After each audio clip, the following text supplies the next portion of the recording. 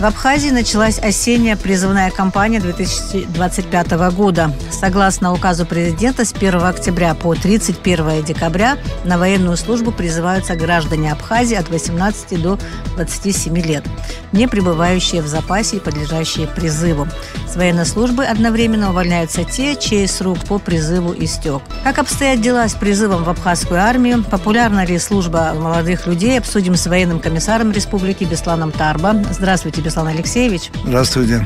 На основании указа президента республики с 1 октября стартует призывная кампания. После указа президента идет распоряжение Кабинета министров, на основании чего создается медицинская призывная комиссия, где я являюсь председателем республиканской призывной комиссии. И, естественно, в районах создаются эти комиссии, потому что в районе ребята проходят, то есть призывники, комиссию у себя после того, когда они уже там прошли, и комиссия вынесла решение, что они здоровы и готовы идти в армию. После этого они приезжают в республиканскую комиссию. На любой каприз, я всегда повторяю, на любой каприз болезни мы реагируем бесплатно, посылаем в больницы наши. В основном это республиканская больница, если это республиканская комиссия. И на любую жалобу мы реагируем. На каждую жалобу, значит, призывник проходит до обследования. Если надо, более глубже обследуется для того, чтобы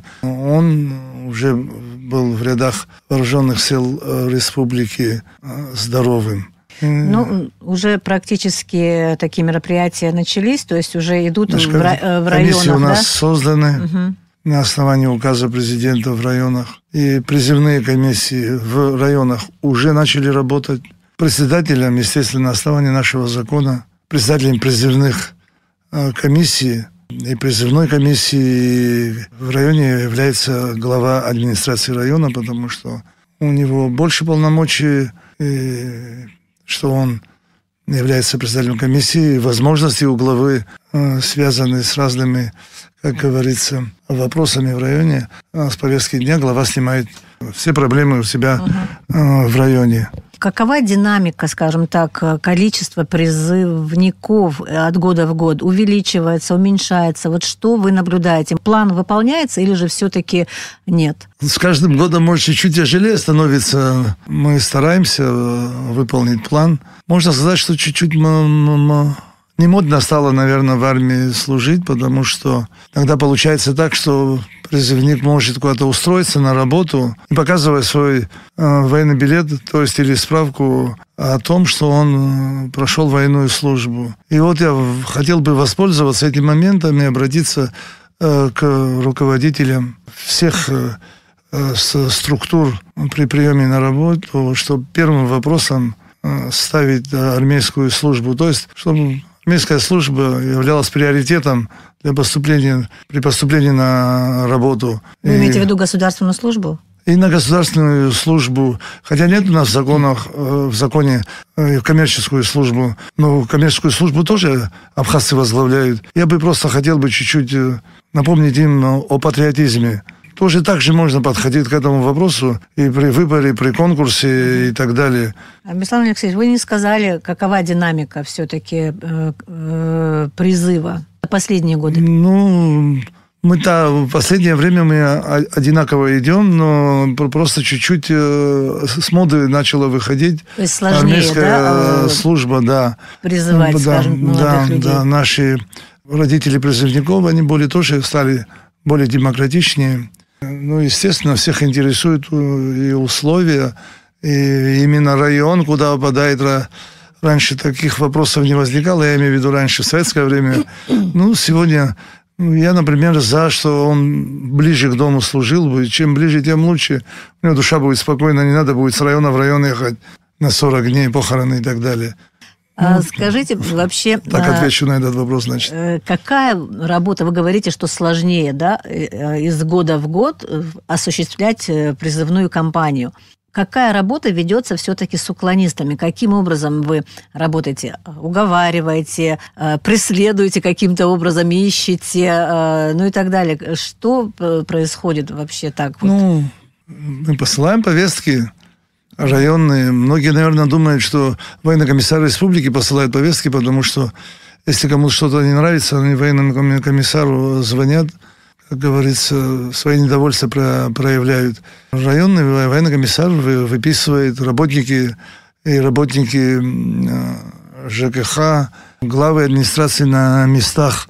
Вот с помощью них мы раздаем повестки одну, вторую, третью. Ну, если дали боли, тогда более жестче подходим. Можем передать иногда совсем тех, кто не хочет нас послушать, мы передаем милицию. Вообще, какая ответственность за уклонение? И как часто вы прибегаете к этой практике? Если порыться в Уголовном кодексе, то, как говорится, уголовная наказуемость приличная до 3, есть, да? От 3 до 5. Но до этого не доходило. Мы пользуемся так административным уголовным кодексом, где там штраф. Штраф тоже так небольшой. Я думаю, что ущерб призывнику не нанесет. Ну, мы тоже демократично ведем себя. Вы считаете, мало рычагов воздействия на, скажем так, потенциальных призывников? Если мы будем организованно призыв и ответ за призыв, не один военком отвечает. Указ президента распространяется на всех. Я бы хотел еще раз напомнить нашим слушателям, что указ для всех. И говорит ему: пришлите вашего работника на комиссию руководителю. Я думаю, не обязательно. Ему надо просто указ прочитать и быть в курсе всех событий и участвовать в этих событиях. Ну вот что удивляет, казалось бы, Беслан Алексеевич, время действительно тревожное, и наверняка, вот если задуматься, надо быть во всеоружии. То есть уметь хотя бы элементарные какие-то навыки защиты, иметь себя, там, не знаю, своих близких и так далее. Почему вы считаете, это сейчас не понимают молодые люди? Вот я так сужу. Почему? Потому что вы говорите о том, что приходится все больше и больше усилий прикладывать для того, чтобы призывник оказался на призывном участке. На сегодняшний день, в основном все, которые за пределами нашей республики учатся, это Российская Федерация. И там они на временном воинском учете временную прописку имеют, находясь в Российской Федерации. И срок регистрации воинского учета и паспортного стола заканчивается с окончанием 5 курса. Ранее, если многие хотели бы остаться там, продолжить работу, они уже возвращаются сюда к нам на службу. Это тоже плюс. В последнее время такая тенденция уже в нашу пользу прослеживается, да? То есть не хотят там оставаться, потому что реально могут призвать в российскую армию, так я понимаю? Естественно, почему? Если он не возвращается домой, там не прописан, он закончил вуз, он уже должен или зарегистрироваться, потому что они все, студенты наши, в основном 90% являются гражданами Российской Федерации. У них есть выбор. Могут прописаться там и пойти там в армию. Но многие выбирают в последнее время родину. Все-таки что смущает молодых людей? Почему не рвутся? Почему служба не популярна? Не то, что не популярна. Просто, вы знаете, вот у нас менталитет такой. Именно когда повестка приходит, вся проблема начинается с этого момента. Они вспоминают, что надо ему жениться, дом ремонтировать. Осенью там поможет он ему мандарины собрать, а весной поможет там туристов принять. Вот это, то есть не на первом месте стоит армейская служба. Хотелось бы так. И при приеме, в первую очередь, если мы перестанем принимать на работу тех, кто не служил, я думаю, это более будет так положительная реакция. Действенно, да? Да. Это будет нам оказана помощь. Я не говорю, что это поголовно происходит, но есть такие факты, что на сегодняшний день и в госструктуре находятся товарищи, которые сейчас получат повестки, а он работает. Если он попрощается с работой, да. Если не попрощается, есть методы. Вот почему молодые люди отказываются? Что вы думаете? Их пугает вот этот армейский быт? Или их все-таки пугает тот момент, что нужно из гражданской жизни отвлечься, на 1,5 года, или там на год, не знаю, отвлечься и пропустить учебу или же хорошую престижную работу? Может быть, из-за этого? Или... Здесь и вопрос карьеры, но без армии нет карьеры. И, конечно, это все в совокупности, все проблемы. Вы знаете, вот сегодня у нас 1,5 года служит без высшего образования призывник, и с высшим образованием год. У меня вот, например, и Министерство обороны предлагало, комиссариат республики, мы всегда обращаемся к парламенту, и я в моем видении 1 год без высшего образования, чтобы служил, а с высшим образованием полгода. И все поголовно они пройдут армию, как говорится, станут в очереди и пройдут армию. То есть сократить, да? Я бы так хотел бы, вот мое видение такое, за все те года, которые я нахожусь в этой системе, мое видение такое, потому что у нас не такая уж сложная техника, чтобы молодой человек с высшим образованием не мог освоить за полгода. И те, которые, значит, без высшего образования год, я думаю, мы в разы поднимем процент. И, я ранее говорил, что это школа, это родители, это само собой. Военная подготовка почти во всех школах, не везде специалисты преподают. Так как в городе Сухум, там, в больших городах, это все происходит, это все существует на самом деле. И военруки бывшие, те, которые отслужили в отставке, или в настоящее время они служат, параллельно находят часы, чтобы в школе. И, естественно, у нас что-то мы в последнее время забываем про армейскую жизнь. Нету армейского магазина. Такая передача была по 2-й программе по российскому телеканалу. Мы чуть-чуть так, тоже мало внимания, средства массовой информации, телевидения. Мало внимания на нас обращают, не знаю почему. Хотелось бы больше, более активнее, чтобы о нас говорили и про призывника. Если там что-то неудовлетворительное, тоже покажут. Ничего страшного нету такого. Вы сказали, что можно изменить сроки, предлагали, но пока никто как-то не воспринял, да, вот это предложение? Не то, что не воспринял. Может, просто времени нету. Парламент постоянно перегружен. И, это уже 2-й созыв, в который мы активно рвемся. Там помимо этих вопросов еще есть те вопросы, которые в лучшую сторону можно поменять. Просто закон тоже стареет. Он на самом деле уже постарел. Много изменений можно сделать.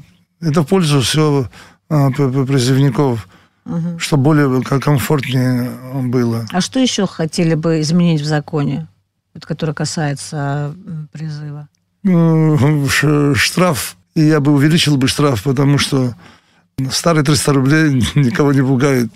Можно по 50 рублей в месяц платить. Мы тоже проекты Министерства обороны свой вариант предлагал, я свой вариант предлагал. Все это готовые бумаги у нас уже много-много лет лежат. Почему парламент не рассматривает? Может, мы не слишком активно требуем или посещаем парламент. Мы, когда видим нагрузки, постоянно у нас что-то происходит. Я думаю, сейчас затишье, может, сейчас примут они.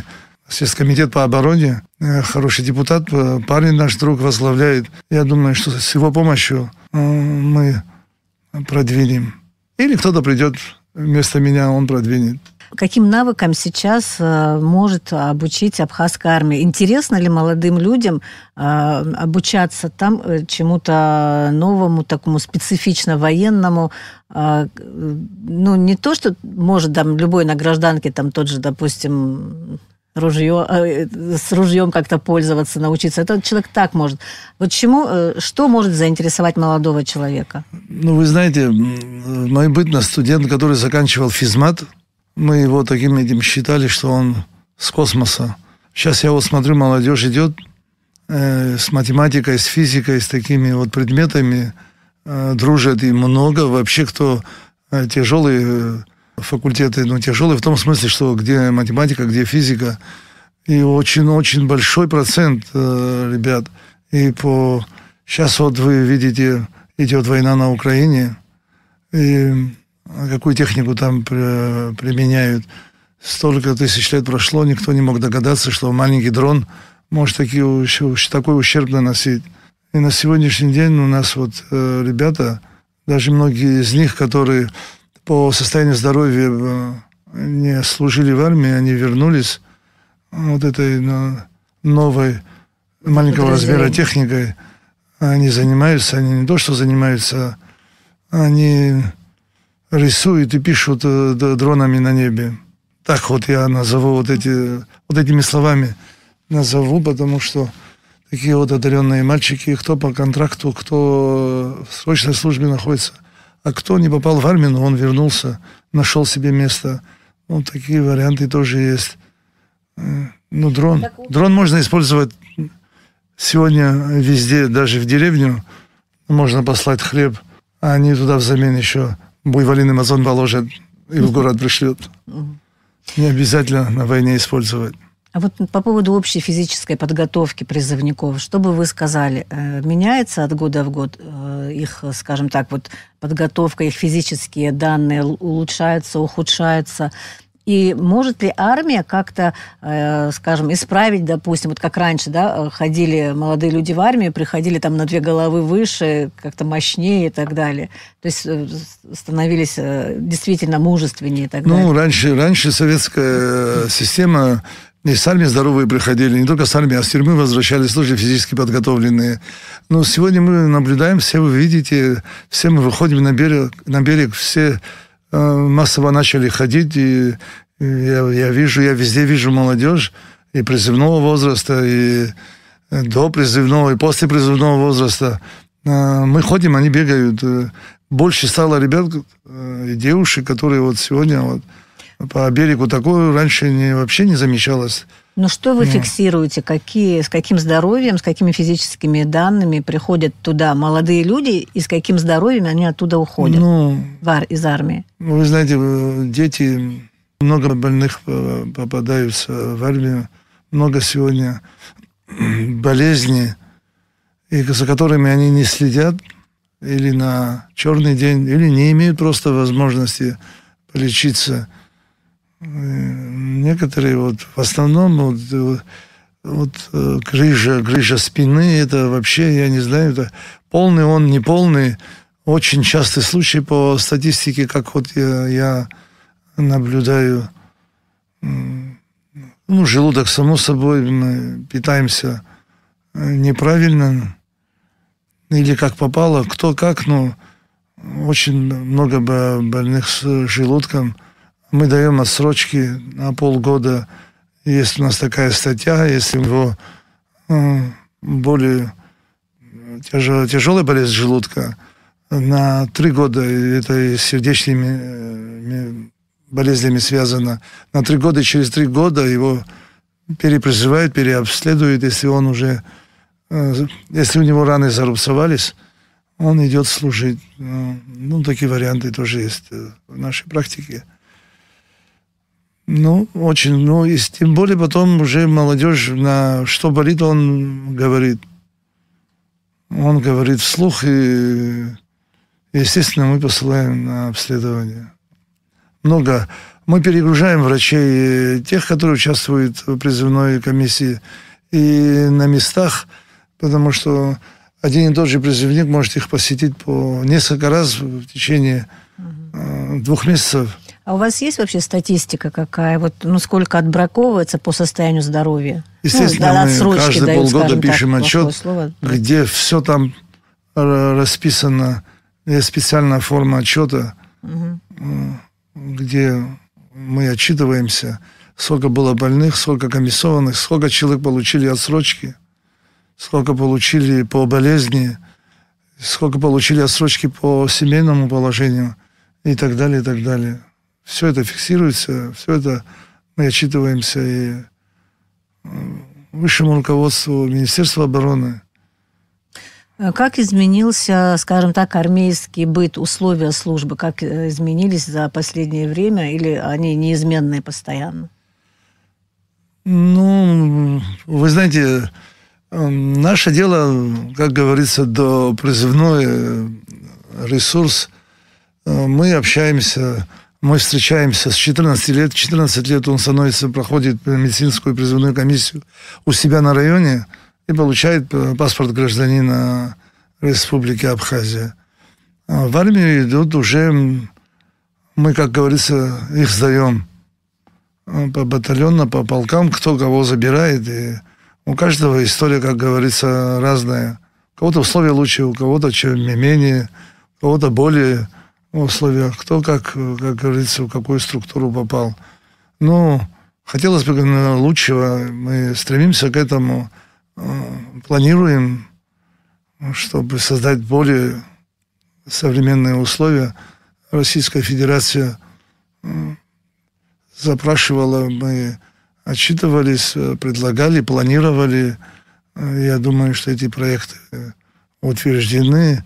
И я думаю, условия будут меняться все время в лучшую и в лучшую сторону. Кстати, интересно, вот как взаимодействие именно с российской, с российской армией же тоже получается, вооруженными силами, с руководством. Какое взаимодействие идет вот по части того, что работа с призывниками, это просто как пример, как исправление каких-то условий, техники и так далее. Вот как идет это взаимодействие? Насколько, во-первых, активно? У нас никаких взаимодействий, связанных с призывниками, в основном нету. Единственное, что у нас улучшилось и настроилась старая система, что между военными комиссариатами Российской Федерации и Абхазии идет взаимоотчетность в том смысле, что если призывник снялся с учета где-то в Челябинске и уехал, они уведомляют нас, что он снялся и приехал. Мы, когда он приходит сюда, становится на учет, мы уведомляем этот же регион, откуда он снялся, что он пришел, стал на учет.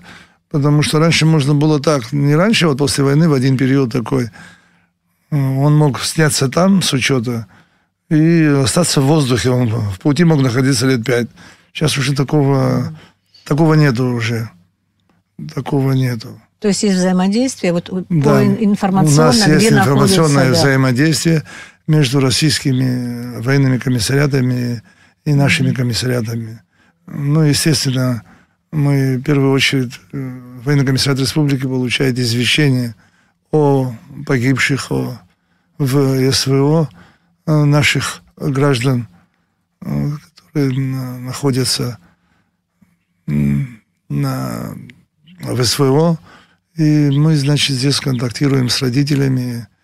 И, естественно, когда при груз-200 то же самое, мы получаем, мы встречаем, по мере возможности обращаемся в правительство. Правительство уделяет внимание в моральном, материальном виде захоронения и так далее. У нас в последнее время много случаев. Вы сами, наверное, видите, слышите. Много наших ребят воюет. И многие из них, как говорится, многие погибают. Я этой темой не хотел бы заканчивать. Тогда давайте скажите, пожалуйста, как вы думаете, будет ли меняться отношение к службе в армии? Какие вы видите перспективы? Другого варианта у нас нет, потому что так должно быть. Оно должно поменяться в лучшую сторону ежегодно и ежешестимесячно, если так можно выразиться, должно меняться в лучшую сторону. Я бы просил всех, как обычно я говорю, выполняйте указ президента. Там четко написано. Прочитайте его еще раз. Вот моя просьба. Не хочу конкретно к каким-то структурам обращаться, но я хотел бы МВД подчеркнуть. Они на все наши заявления реагируют по призыву, несут службу рядом с нами, как подобается. И вот так мы все вместе должны это делать. Это не один я его домой не забираю. Это для нас всех. Я бы просил всем среагировать на призывную, как говорится, кампанию. Хотелось бы, чтобы у нас больше возможностей было. И телевидение больше к нам, как говорится, развернулось бы лицом к нам. И, естественно, массовая информация, остальные много структур. Раньше газеты к нам приходили в гости. Я уверен, что и в этом году тоже придут к нам, пообщаемся, поговорим. Хотелось бы, нет, так должно быть. Спасибо. Спасибо большое. Спасибо и вам. Спасибо за интервью. Я напомню, что о том, как обстоят дела с призывом в абхазскую армию, популярна ли служба в абхазской армии у молодых людей, мы говорили с военным комиссаром Республики Абхазия Бесланом Тарба. Спасибо. Спасибо. До свидания. Всего хорошего.